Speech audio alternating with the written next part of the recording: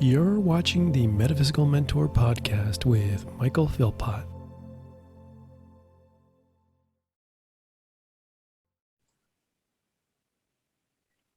Hello, everybody. Thank you so much for joining the podcast today. I have a special guest here today, and I'm really super pumped and excited to talk to John today. And we're going to be talking about Edgar Cayce, and we're going to be talking about ancient Egypt, two of my favorite subjects. So, John, how are you, my friend? I'm really good, Michael, and excited to talk with you. Yeah, I'm a big fan of yours. I got several of your books, and I'm also a big fan of Edgar Cayce. And that being said, John, I know a lot of people. It really surprised me that still really don't know who Edgar Cayce is. And as I do this channel and I do my show, people always ask me, "So, what kind of books do you read? Like, who can you recommend?" And I always come back to Edgar Cayce. And so, maybe you could, for the listeners, can maybe just tell who Edgar Cayce is. Well, the reason a lot of people don't hear about him is because he actually said to reach out with the messages, the teachings, the practices, without using any names. But there are over 300 books that begin with the title Edgar Cayce on. But somehow he still is out there with the concepts and the practices, but not necessarily with the name. And actually, it began in the early 1900s. And the first time everybody realized he had special talents that most humans don't have was when his father was testing him on the spelling test for the next day at school, and he didn't know any of the words and how to spell them. And he said to his dad, "Dad, if you'll let me sleep on that book for 15 minutes, I'll know the words." Now, I had 3 children, and I don't know if I would have bitten on that offer. In hindsight, I hope I would have. Fortunately, Edgar Cayce's dad did. He said, he gave him the book and said, "Okay, you got 15 minutes. When he came back and questioned the young boy, he knew every word for the next day's test. But then he told his dad, "Dad, I don't just know tomorrow's test. I know every word in that book and what page it's on." I Wow. had photographic, and all he really did was put the book behind his head on the couch, lean back, closed his eyes. Now, normally he would cover his third eye forehead for a moment. Then once he felt the light, he would move his hands over his solar plexus and he would go into like a sleep-like trance. That's how he got nicknamed the Sleeping Prophet. Okay. So that was the first time everybody went, "Wait a minute, what's going on here?" Yeah. So from then, I know I read his biography, and I just find it so fascinating. And he started out doing health readings. Is that correct? That's what he was For known for years. Yeah, for years. years. The reason that happened was everybody in the little town in Hopkinsville, Kentucky, knew about the young Edgar. But one time, Dr. Ketchum, the local doctor, had a patient who was dying, and he had done everything he could. And so he asked Edgar Cayce, "Do you think you could use your sleeping trance state to help me with this patient, because I'm out of ideas and medicines and we've tried everything?" And so he reclined, did the routine again, and sure enough, somehow he telepathically saw her complete condition. And it was as though his mind was scanning her blood, her nervous system, her whole body, like he could see the whole thing. And in medical terms, which is very surprising, because he left school at 8th grade, he began to describe to Dr. Ketchum what was going on in her body and how to repair it and bring some degree of health back to her. Well, this began a whole series of that until Coronet magazine heard about it and the New York newspapers, and he was he was nicknamed a psychic diagnostician. What a mouthful that is. I don't know who came up with that, but anyway, after that, he had more and more and more patients, all what we call today health readings. Then one day, a man in Ohio got upset about the health reading and said, well, why do I have this illness? He was angry about the illness. And as calm as can be, Edgar in trance said, because in a past life in France, you were a monk and you abused the body, and this is the karma of that situation. Wow. Everybody was shocked. That's That fascinating. began, what we now call those the life readings, because they were readings of the soul, not of the body. Wow, that's so amazing. So where did he actually get the information from? I mean, I've always been fascinated at, was it the Akashic records, or was it somewhere else that he was actually getting the information about for the life readings? There were roughly three basic sources. Okay. One was an ability to link. He said we are all in a collective consciousness, even though we don't realize it. So he could link his mind to the person's mind, go into their subconscious, which he said is totally aware of the body, and read the subconscious, and that would give him the condition of the physical body. The other way he could do it is what he called a universal consciousness, the somewhat the mind of God, or the mind of the divine, or the creator, or the infinite eternal. And that mind was aware of everything. So normally the conductor of his reading would give him the person's name, their location, their birth date. And he felt that the white light he was abiding in would move into the infinite. And as it did, it went through dimensions, and he saw different dimensions until he came to the Hall of Records of all souls. And the keeper of the records brought out the book of life for the particular soul that the conductor had asked him to give a reading for. And then the conductor would show him that if you turn the pages this way, you're going into her future. If you turn it that way, you're going into her past, and you could read it. But he also said the conductor would tell him what he could not tell the person Interesting. yet, and what he could tell the person. So why do you think that was? We are in a projection for a sojourn that we call an incarnation, or a lifetime in materiality. And it needs to be focused on a few key things and relationships that the soul wants to resolve or improve during this lifetime. Therefore, everything else is filtered out. Unless a person opens to their deeper self, then they know it all. It'll flow to them, and Edgar encouraged that opening. But for the most part, most people are focused on this incarnation, this life, these situations, this karma, and these relationships. So that was the constriction of focus. Okay. To help make this life a soul growth benefit. So when you died, the soul was fed with the achievement, or lack thereof. Okay. So maybe that explains why my relationship with my mother is so strained. That's something I got to work on. Yes, mine too. You're not alone. I hear that a lot from a lot of people. It's like, relationships. Oh, if I can get a do-over, I wish I could. Yes. Yes. Yeah. So how many readings did actually Edgar Cayce do over his life? Over 14,000. 14,000. And his stenographer, Gladys Davis, recorded every one of them stenographically, typed them up, categorized them, indexed them, and put them all in a massive file.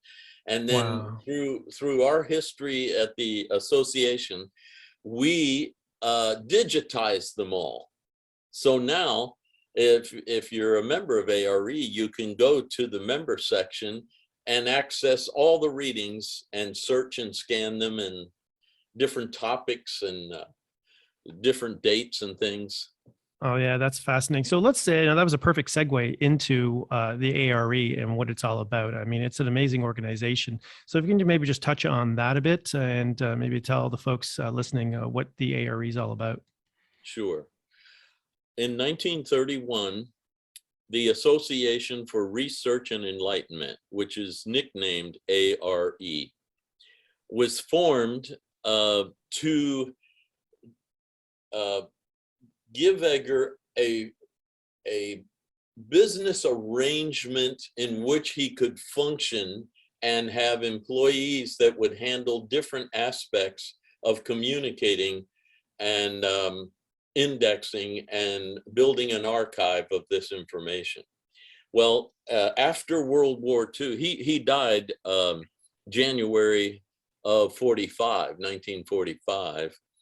And later, when his oldest son got out of the army after World War II, he and his brother asked the State Corporation Commission of Virginia to give them a corporate identity and create the Edgar Cayce Foundation, which would preserve the readings, and the Association for Research and Enlightenment, which would research them and publish them and other content that was based on it or relative to it.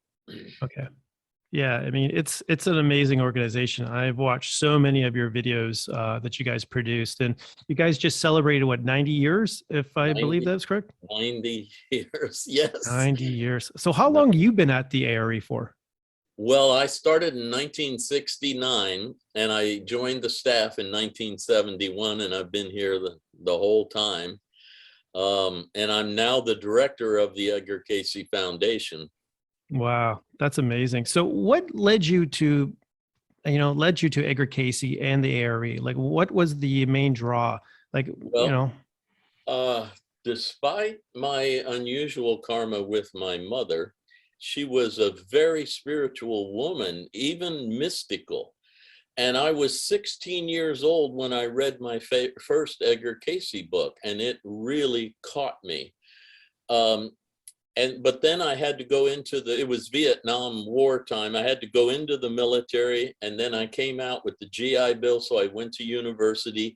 And then finally, in my early 20s, I joined the staff of the ARE and started working there, and just worked my way on up to where I am today.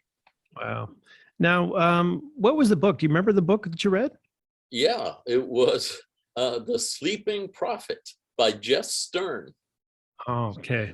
Later, I read the biography, There Is a River, which is the more famous biography. Yeah, that's the one I read, and it really resonated. Well, it's interesting. Your story is very similar to mine because my mother is also very psychic too, as well. And it wasn't until probably, oh my God, so maybe 15 years ago, I heard of the name Edgar Cayce. But when I heard that, it's like, I know that name. Where did I know that name? And I remember as a child, my mom had books on Edgar Cayce at the house when I was a young child. So it always kind of stuck with me. And it's like, oh, I know who that is. I know I've seen that book. I didn't read it, but I just remember seeing it on the shelf all the time. So that's really, really interesting. Question for you. Do you think you ever had a past life with Edgar? Oh, yes. I know many, because I used his techniques over my 50 some years here. I became aware of most of my most important past lives that are affecting my situation today. And that was one of his goals for all of us, to grow in our breadth of understanding of who we were as a soul, not just a personality with one life. And so, yes, I did remember my past lives with Edgar Cayce. Some were really good and some were not so good. My first major one was in ancient Egypt Okay. with him when he was the high priest there at that time. Yeah, because I had an inkling of that, and I was thinking because of your work with Egypt and your fascination with it, and the work you do at the ARE with Egypt, I was like, he must have had a past life with Yeah. Rata back in the day, Yeah. and I thought, okay, this is really, and it's a perfect segue too now because that's what we're going to talk about is ancient Egypt. So was it the memory of the ancient Egypt that got you fascinated, or is just maybe just your research and spending time with it within all the readings that kind of like lit that spark and kind of go, okay, this is really cool stuff? Well, actually, Michael, it started the way Casey said was the safest way for it to start, and that was through your dreams. So I was a young man in my 20s trying to develop my ability to recall dreams and to understand them because they are highly symbolic. And they don't use the same language we use out here. They use mostly imagery and storyline. Well, in the course of doing that for a few years, suddenly I had a profound dream about ancient Egypt and me there. I was so emotionally charged when I woke up that the next day, as soon as I had free time, I went to the ARE library, which is the second largest metaphysical library in the world. The Wow. first is the Vatican Library. And I started looking up everything I could on ancient Egypt. And every time I turned the page, one of my books here, every time I looked at these images, I was like, oh yeah, oh yes, I'm so excited, and that began my devotion to it. And then one day, the director of tours came to me and say, hey, John, would you like to be a part of an ARE tour to Egypt? And I certainly would. And I went. And what happened was the Egyptian guide, was a longtime friend of ARE, would point to a wall of Egyptian imagery and hieroglyphs and say, John, what do you see? And when I would tell him, he'd say, that is amazing that you can see that with no education. He said, I am an Egyptologist and I had to study for years to see that. And I said, well, Ahmed, it's somewhere within me and it wants to come out screaming.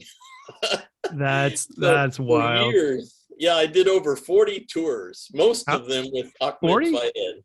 Yeah, Wow, 40 years. yeah. Wow, that's amazing. So do you remember that first time you actually went into the Great Pyramid? Yes. And how amazing was that? I tell you, my outer self was in such awe that it was kind of numb. And once we made our way up to the king's chamber and we were going to meditate there, my deeper self just filled me.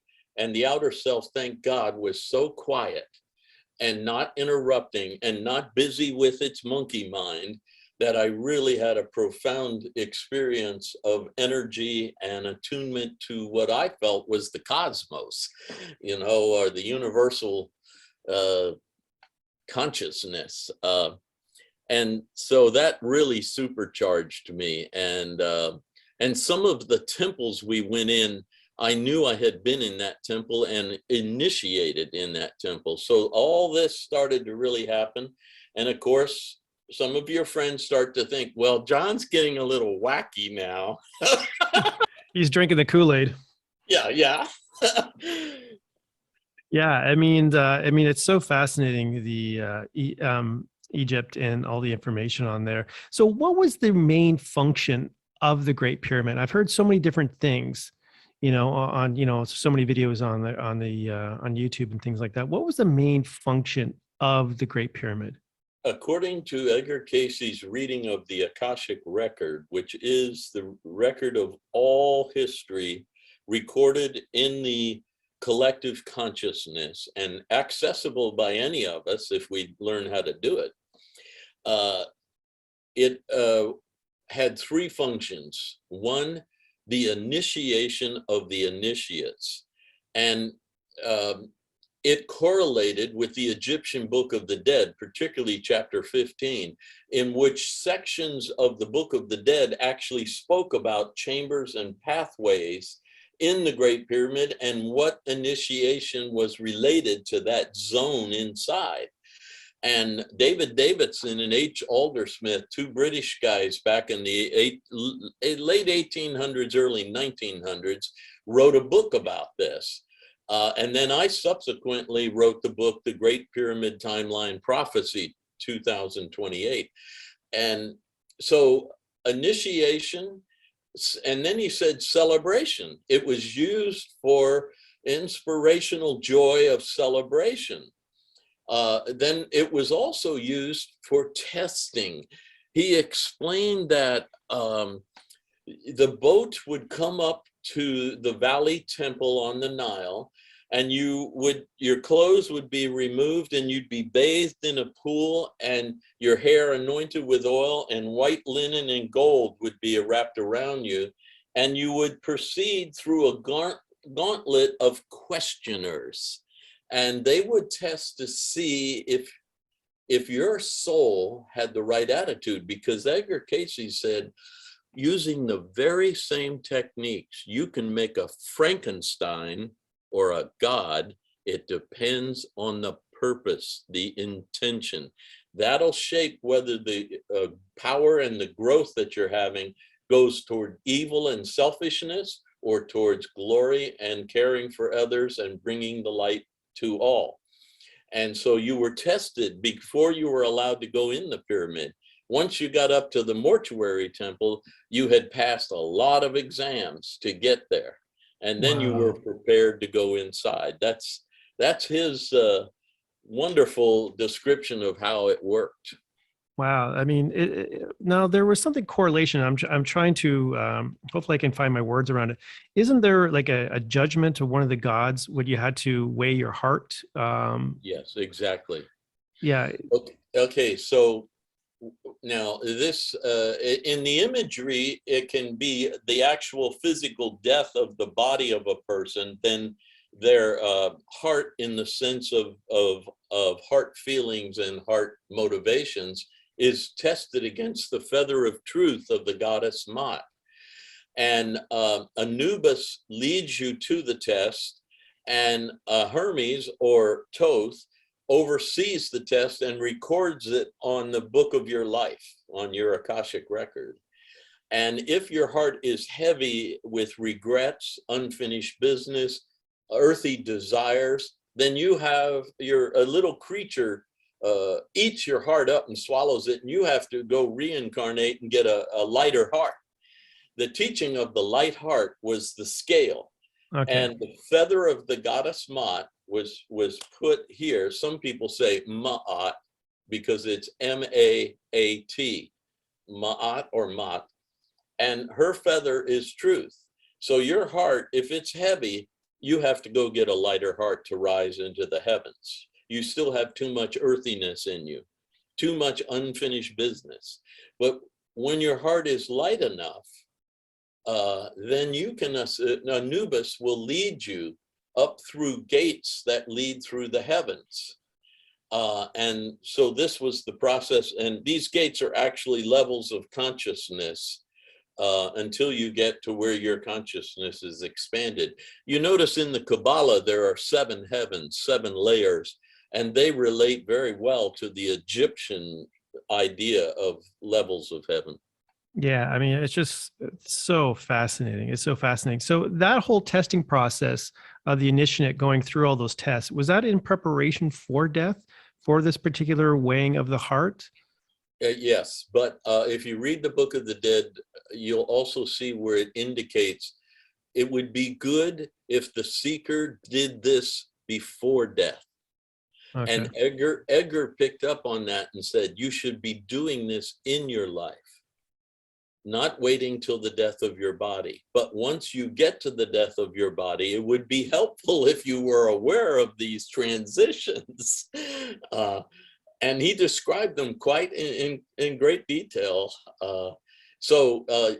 Yes, in the Egyptians, it mostly is about the death of the body and the merging of the spirit and the soul again to become a star being, an Aku, which means your stellar self. That was your original self conceived. All the stars in the heavens are considered by the ancient Egyptians to be beings conceived by the one light. Interesting. Yeah. That's fascinating. Wow.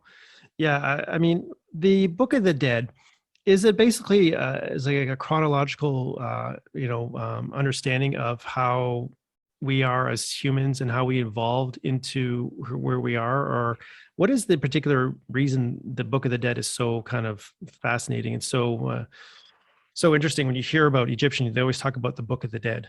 Right, right. This is a little difficult to explain, Michael, because you see, Budge was the first guy to really translate it, and he was influenced by the Tibetan Book of the Dead, which is really a true Book of the Dead and sequence. But the Egyptian Book of the Dead's title was, let's see if I can remember it, the translation correctly. Let's see. Coming Forth by Light. But Budge went and changed it to Egyptian Book of the Dead. And that was arbitrary because he said the other book's called the Tibetan Book of the Dead, so we must call it this and it'll be popular. But when you read the hieroglyphs, it says coming forth by light, meaning that your soul is like coming out of your broken, dying body into the light of eternity, out of which it came. So it's returning. But in the Book of the Dead, there's a lot of talk about the nature of the Ka, your spirit, the nature of the Ba, your soul, and your blending of these and certain aspects of you that you can enhance or diminish. So it's a little bit more than a total passage of death.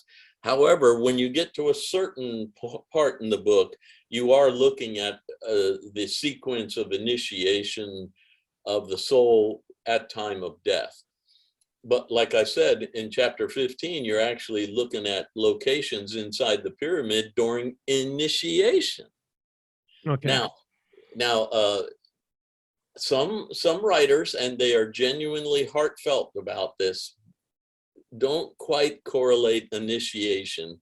They think you've already died. Okay. And so your soul is going through the Great Pyramid chambers. Okay. Yeah, I've always been fascinated with, they have the Great Pyramid, then there's the two other pyramids that are side by side. What was their function? Are there entrances to that one too as well? Or yes. Oh yeah. All the pyramids, I've been in all of them. There are 90 some pyramids. And by the way, no mummy was ever found in any pyramid in Egypt. They were all found in the Valley of the Tombs or other tombs. So this idea that a mummy was placed in a pyramid, it doesn't fit with the reality of the situation. But anyway, all the pyramids have their stellar location to the sky above, and their relationship, and they have their special initiation factor, and they have internal chambers, and some have long passageways. And I've been in most all of them. Oh, and then in when you get down to Saqqara, you're actually looking at what are called the text pyramids, in which the Book of the Dead is inscribed on the walls of the pyramid. And that's where a lot of fascinating discoveries were made and further insights. And you'll actually see some books taking the information off the text pyramid walls about stellar passages about us flying through the duat. You actually can calm your body or go into what we would call deep meditation, and your soul can go through the duat into the infinite dimensions. Then it comes back supercharged. In fact, the open sarcophagus in the king's chamber, which never had a lid, and it had air vents in the king's chamber. Obviously, you're not putting someone who isn't breathing in that chamber, is that you leave your body in the sarcophagus while your soul travels up through the duat into the stellar dimensions, comes back enlightened. So it basically, it sounds like it was like a high-tech meditation chamber in some ways, where you Yes, lay in down some inside way. there, and basically it just, you leave your body. Now, was that basically a form of astral travel, or is it just more of Yeah. you would actually leave your body and then get supercharged and then come back? Yes, yes. I think that's a good way to put it. Now, some engineers have also noticed that they are energy centers. The pyramids have energy generation. And when we tried to use some of our modern equipment to penetrate the pyramids, we found that that energy interfered often. But yet some of our equipment actually discovered unknown chambers inside the Great Pyramid. We've just recently found another one inside the Great Pyramid, and other pyramids. So it's a complex thing, but I would agree with you. It's mostly designed to allow the initiates to make a passage in consciousness to higher levels, then come back enlightened. And then basically use that information to either, help humanity or help whoever's in, Egypt, and use that for their soul growth and move on from there. I mean, oh my gosh, this is so cool. I could talk to you for hours about this stuff. I just, I said 50 minutes, but it might be an hour and a half, 2 hours there, John. I may have to, might keep you here for a bit, but yeah, it's so amazing. So why is there so much controversy around, between Egyptologists? And I know, like, from what Edgar Cayce has said about, Egypt, like there's time differences. Like it was built in, 5,000 BC. No, it was 10,000 BC. And now everybody's saying it is maybe like 200,000 BC. Like, what are why is there such a big difference in the information out there? Honestly, Michael, in the 1600s, 1700s, and particularly the early 1800s, archaeologists were much more open to listening to the native people's testimony of what was going on. Then there became a shift more toward fundamental physical reality only in archaeological education. And anything that was too mystical, far out, or interpreting a wall at a higher level of meaning was not acceptable. And if you wanted an archaeological degree, you better be nothing but the facts. That constriction caused the PhD archaeologists of that era to just put their nose up at anything mystical, metaphysical, heavenly, etc. It was just not allowed. And if you wanted to get your doctorate, you better walk that path. That is starting to change. And Göbekli Tepe in southern Turkey broke the ice. Yeah, I heard that. When true archaeologists, now I'm talking about physical scientists, when they saw Göbekli Tepe in southern Turkey, they knew the date was way back there. And that alarmed them. It meant their time set up for the Great Pyramid at 2,500 BC could be off by thousands of years. And everything is in flux. Also in North and South America at the same time, young archaeological candidates for doctorate degrees were discovering deeper layers than had been previously accepted by archaeology. And when they found these deeper layers, the dates went back much further. Wow. And so everything was starting to break apart. and explode into a greater story than had been totally fixed and accepted. And so that's where the struggle occurs. But I can tell you, when I met with real scientific archaeologists and I was appreciative of them, they opened up to being open to greater interpretations and all, but they weren't going to publicly talk about those. And they would tell me hints, you know, John, if you go here, you're going to find support for what you're talking about. They would actually help me. Wow. So they're human beings, but they are also strictly holding to science. Well, that's because probably the university funds them and they don't want to cause any ships to, lose their funding to keep on doing what they're doing. So they kind of do it under the table to figure it out. So actually, how old are the pyramids? Like, what's the date on it? I mean, what's the roundabout date then? Now you're talking to the director of the Edgar Cayce Foundation. So I'm going to give you the Cayce spin. Okay. Perfect. On next show, you'll have somebody else on. They'll give you a different spin. Edgar said that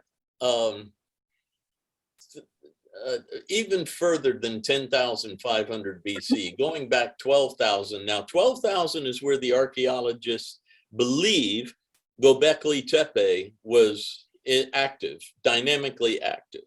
Okay. But go back a little further. Edgar said that, let's see, how can I say this? Individual souls who were somewhat incarnate, not as dense as we are, and had 12 chakras. We only have the 7 functioning. We have the 12, but we haven't fired up the upper ones, though Kabbalah shows 10 spiritual centers. Anyway, I can't go into all of that. Actually started to find portals out of higher dimensions on this planet, and they became sacred sites. And so if we speak directly about the Great Pyramid, that was perceived tens of thousands of years ago as a sacred site on this planet. And so mounds were built, then little altars were built, and then temples over the altar, and gradually pyramids over that, until layers upon layer, you finally got to a place of building an actual stone edifice, the Great Pyramid, with chambers inside that held secrets, connecting it to a published book called the Book of the Dead, or Coming Forth by Light. So Edgar says the way we see the pyramid today, it was constructed in 10,500 BC, and it took 100 years to build it. And it was done by a lot of psychic power, more than by slaves. Okay. But he explained that the Atlanteans were very sophisticated cosmologists, cosmic energy people. They were using solar energy and all, but Egyptians were more using nature forces. They were more magicians and wizards and magical earth forces, whereas the Atlanteans were more cosmic forces.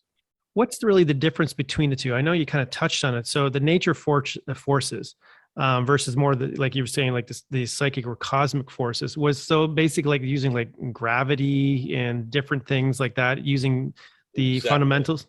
Yeah. So they were using gravity to lift the objects. They were using the forces of nature in a natural cooperation with Mother Nature, whereas Atlanteans were channeling through crystals the solar radiation and stellar radiation coming toward this planet, and using that through the crystal to create electricity and power and communication channels. So they were a little more celestial, and the Egyptian priests and priestesses were more working with earthy forces of Mother Nature and the elements. Okay. So basically, was that just because of the progression of, the human body and how they changed from the Atlanteans And then they moved into the Egyptian. So we're become more hardened in the physical body. And Yeah. that's where they started using more of the natural forces because they're more of the earth. Yes, yeah, you've got it exactly right, Michael. First, our minds came here, and our minds were still celestial minds. So the dimension of the third was simple to us, and our minds could move things, shape things, influence things.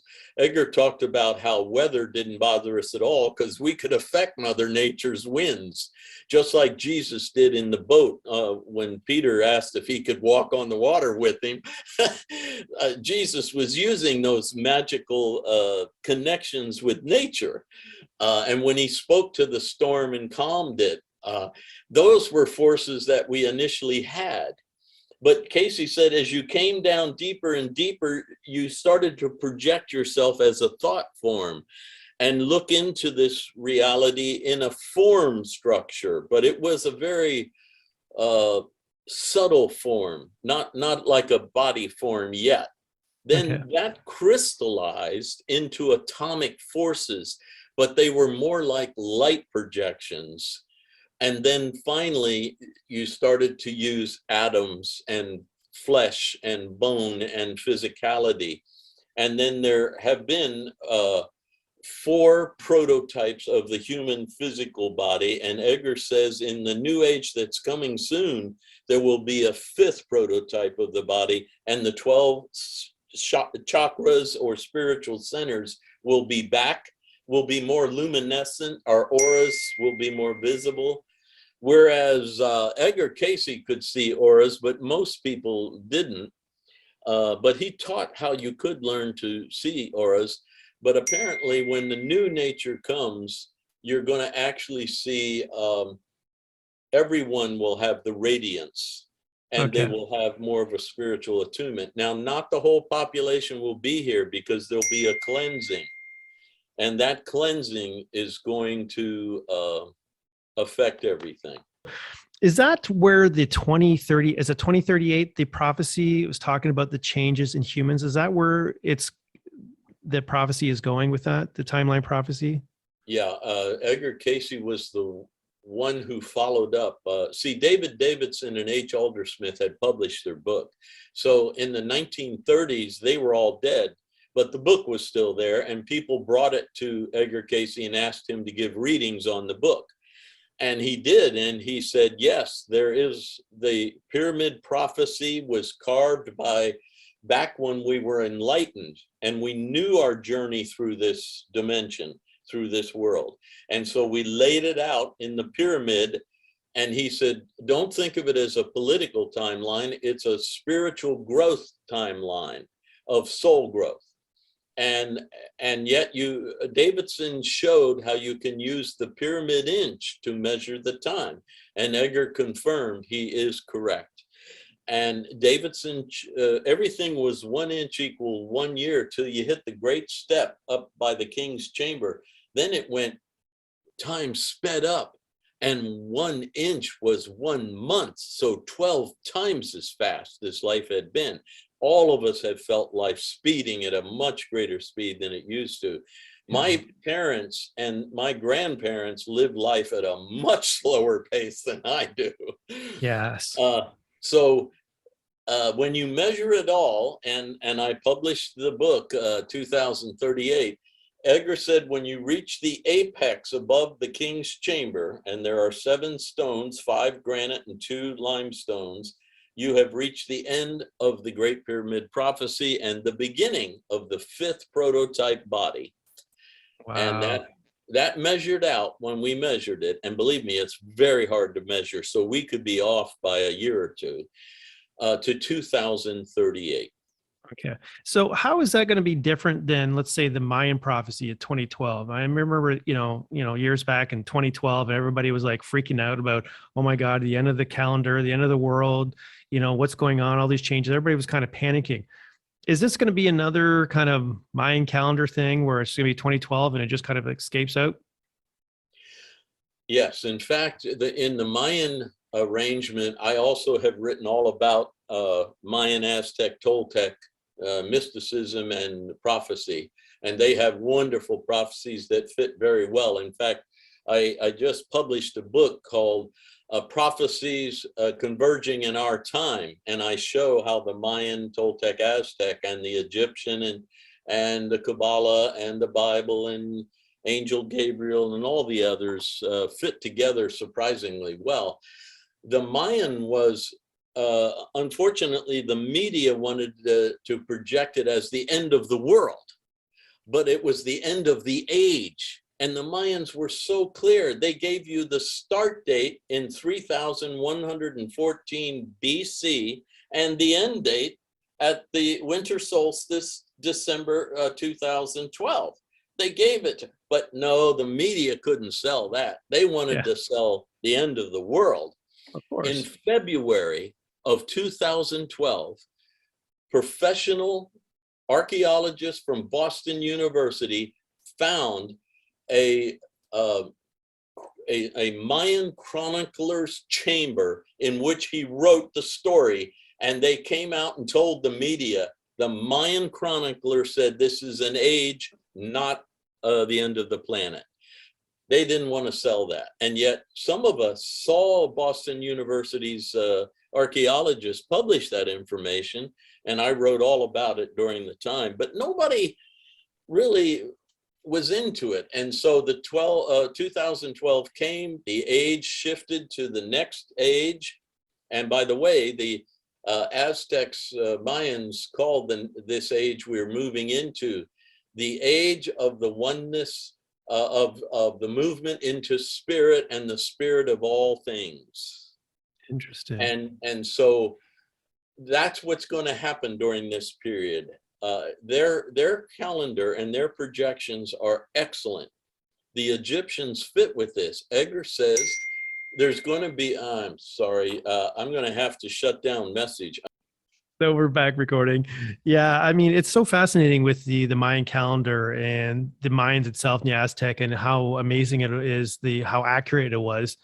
And then also with the 2038. No, my thinking is, okay, we can barely manage as a species 7 chakras, and most of us haven't worked on our seven chakras. We're just living off 3, and we're going to have 12. My brain's kind of going, how the heck are we going to be able to do this? Well, the population that hasn't even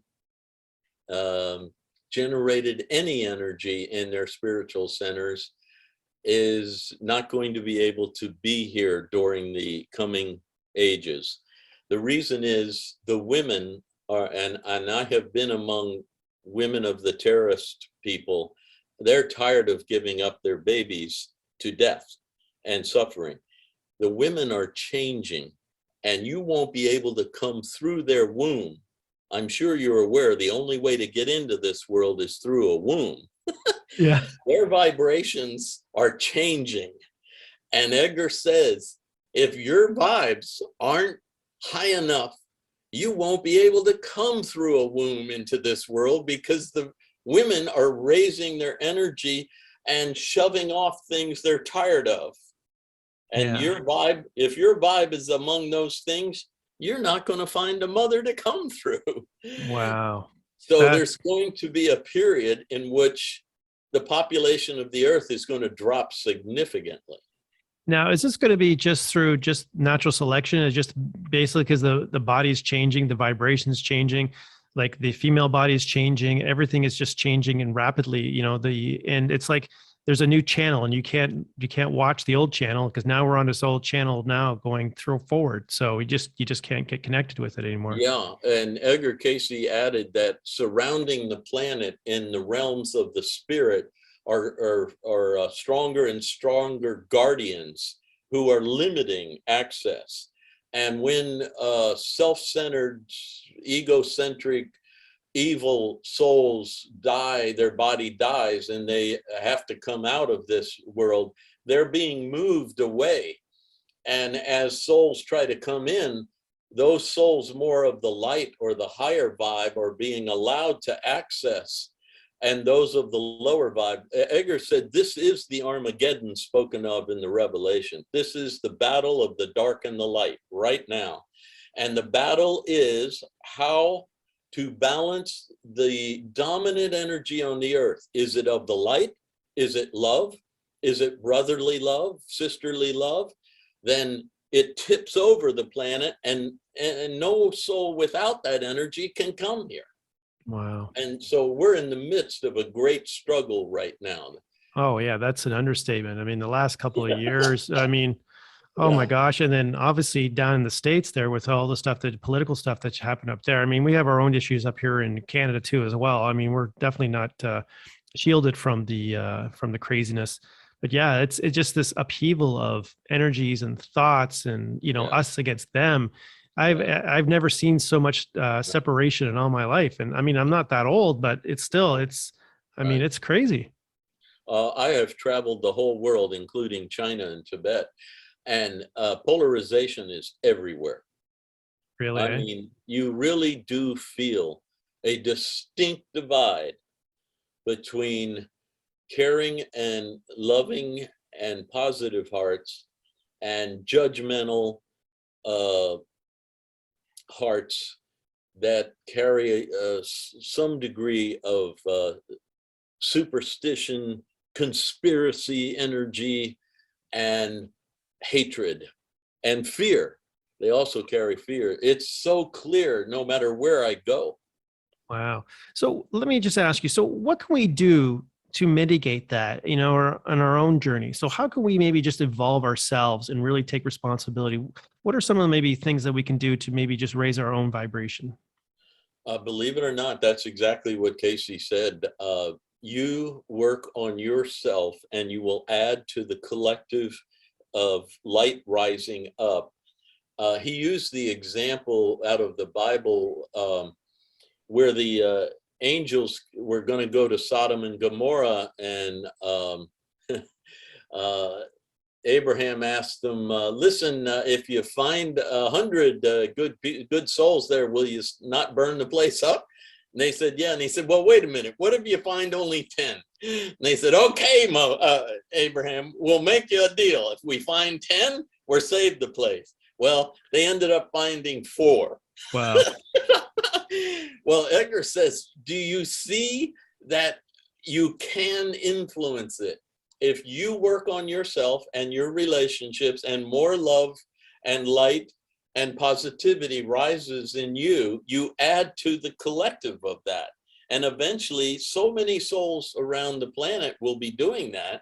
Even in China, I met souls of such breadths of love and hope for the future and positive outlooks in the midst of a dictatorship and strong control.